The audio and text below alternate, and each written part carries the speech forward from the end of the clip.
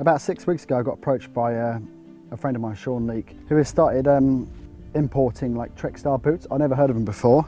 I was always dubious because you always think there's a lot of kind of cheap boot manufacturers on the market and you kind of stick to the ones that you are familiar with. Like I love Meindl. They're quite heavy. Some people think they're quite hard, but to me they've done me well throughout all of Europe and Scandinavia and Scotland. So I said I'll try these out.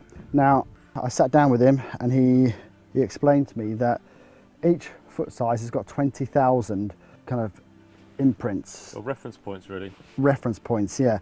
And you can see the shape of the toes. They're not like your standard kind of curved toes. That you can see they're kind of indented to work with the shape of your foot. When you put your toes down, your toes spread.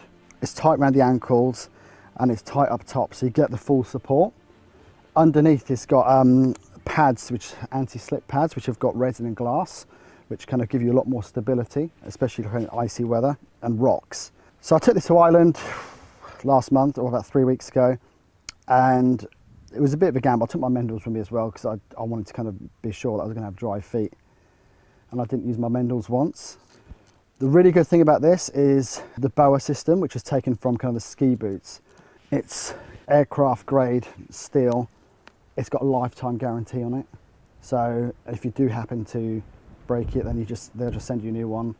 After you've been shooting for a day and your laces, sometimes they get knotted and they're quite hard to undo or anything else, you just literally just pull that Boa system and your boot comes off. The main thing is that they're really comfortable. They've got high arches on them, which help with your posture as well. So far, I can only vouch for the time I've had them, obviously. I can't fault them at all. They're so comfortable. For now, for ease, for the weight, for the durability and for comfort, so far they're up there as one of the best boots I've had.